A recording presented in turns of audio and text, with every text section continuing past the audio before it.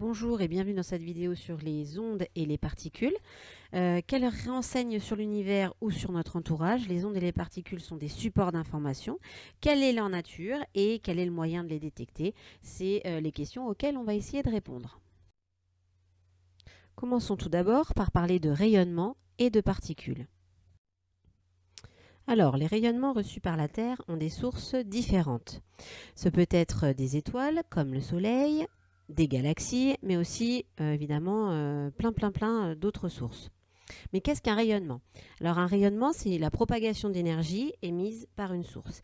Il existe deux types de rayonnement.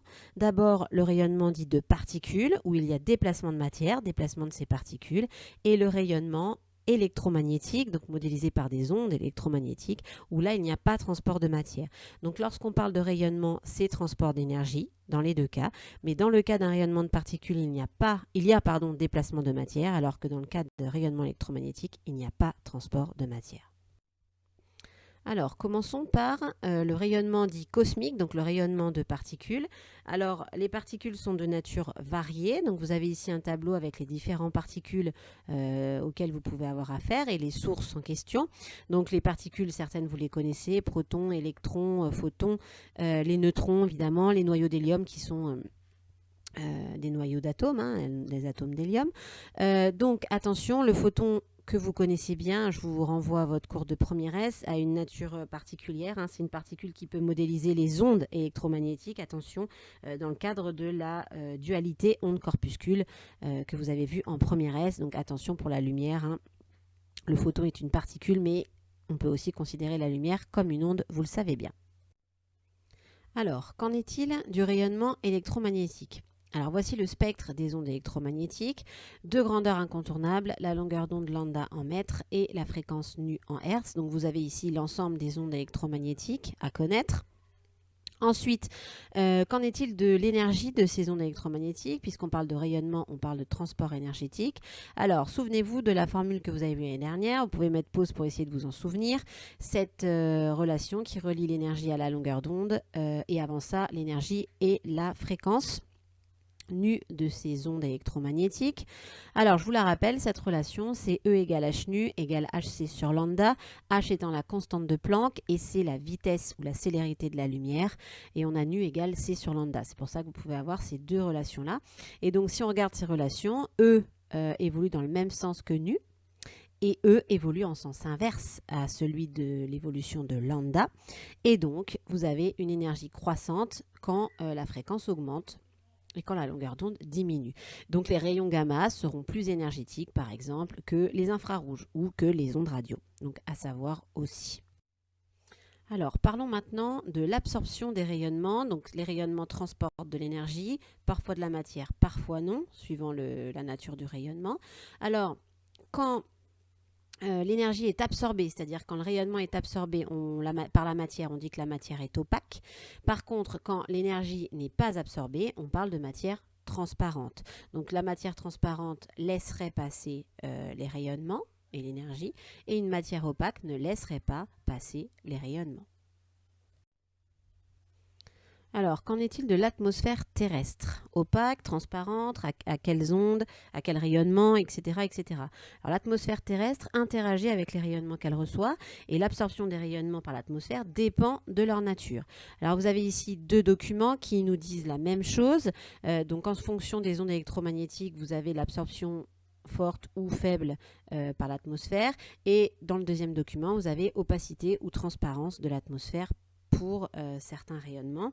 Donc il en ressort que la lumière visible et la plupart des ondes radio sont peu ou pas absorbées par l'atmosphère, donc les rayonnements passent. Et par contre, les rayons X, certains UV et les grandes ondes radio ne franchissent pas la haute atmosphère. Donc ça va évidemment poser des problèmes pour la détection de ces rayonnements. Qu'en est-il de la détection justement de ces rayonnements? Alors, on sépare en deux. D'abord, le rayonnement de particules. Alors, deux exemples de capteurs de rayonnement de particules. La chambre à brouillard. Donc, regardez à quoi ça ressemble.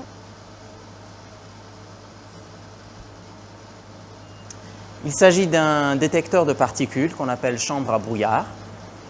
On voit dans le détecteur des traces apparaître et disparaître. Certaines sont fines et longues, d'autres sont courtes et épaisses. Les fines et longues, c'est dû à de ce qu'on appelle le rayonnement cosmique. Et les traces courtes et épaisses, c'est dû à la radioactivité alpha. Je vais maintenant injecter dans cette chambre à brouillard un gaz radioactif, du radon, qui est émetteur de rayonnement alpha. Et donc, on va voir le nombre de traces courtes et épaisses augmenter considérablement.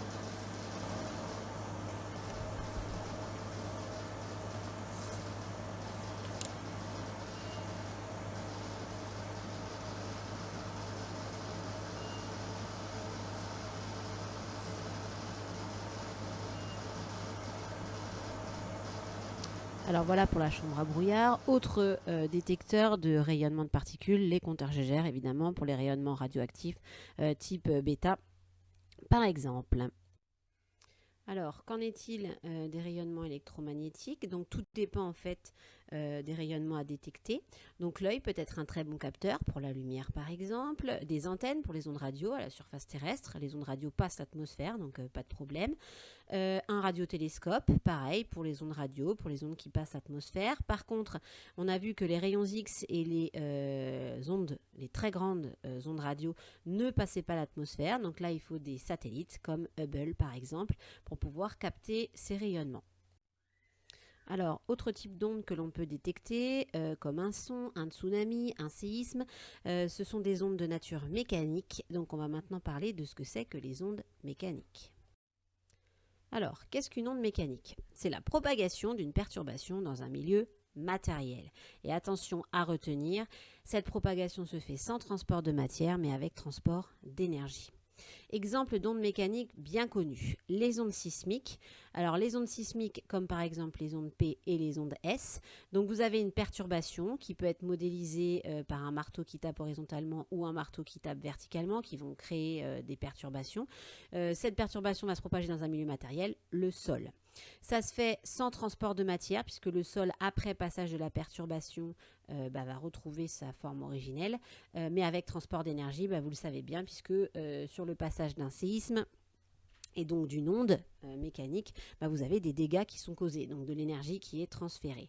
Alors dans le cas des ondes P, vous avez la perturbation qui se fait, donc la compression ici horizontalement, et la propagation de l'onde qui se fait horizontalement. Donc la direction de perturbation et la direction de la propagation sont les mêmes. Donc on parle d'ondes longitudinales. Par contre, pour les ondes S, la perturbation se fait verticalement, donc perpendiculairement à la direction de propagation qui reste horizontale. Donc on parlera dans ce cas d'ondes transversales. On en reparlera à l'occasion, évidemment, dans le chapitre prochain. Deuxième exemple d'onde mécanique, la houle, ou plus simplement ce que vous appelleriez les vagues. Donc les vagues, c'est une perturbation à la surface de l'eau qui va se propager.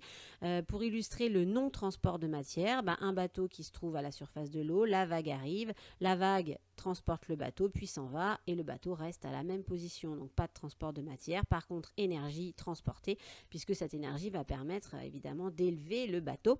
Donc énergie potentielle plus haute au moment du passage de la perturbation. Dernier exemple, le son. Donc le son, ici vous avez une animation avec un haut-parleur qui vibre latéralement, horizontalement, et donc qui va créer la compression des molécules d'air. Et cette compression va se propager de proche en proche. Donc, c'est des zones de compression et de dilatation des couches d'air qui créent les ondes sonores. Donc, c'est bien une propagation d'une perturbation dans un milieu matériel, l'air, sans transport de matière, mais avec transport d'énergie. Petite expérience de la bougie musicale pour montrer qu'il y a bien propagation de ces zones de dilatation et de compression des couches d'air. Donc vous avez ici un haut-parleur qui émet un son, un entonnoir qui permet de centraliser, de condenser le son ici, et vous avez la flamme de la bougie qui bouge en fonction du son, donc à cause des zones de compression, dilatation. Comment détecter les ondes mécaniques? Alors, il y a des capteurs très simples, comme un microphone pour les ondes sonores, ou tout simplement notre oreille, d'accord, qui est un très bon capteur aussi, en général. Vous avez par exemple un sismographe pour les séismes, donc pour les ondes mécaniques, les ondes sismiques. Et par exemple pour la houle, vous avez les bouées météo qui permettent de capter ces ondes mécaniques. Alors pour finir, voici les différentes ondes dont on a pu parler et les rayonnements de particules avec les moyens de les détecter. Donc les particules qui passent ou non l'atmosphère. Ensuite, les ondes radio qui peuvent être captées par des radiotélescopes à la surface terrestre. Les télescopes spatiaux, par contre, qui permettent de récupérer les UV, certains rayons X, etc. Les télescopes terrestres pour le visible. Et les ondes mécaniques comme les sismographes qui peuvent être à la surface de la Terre et les bouées, vous voyez la houle ou les vagues. Voilà ce que vous avez qui regroupe un petit peu ce que vous avez à savoir là-dessus. Donc merci de votre attention sur ce premier chapitre de présentation pour les ondes et on se retrouve pour la suite pour parler des ondes progressives.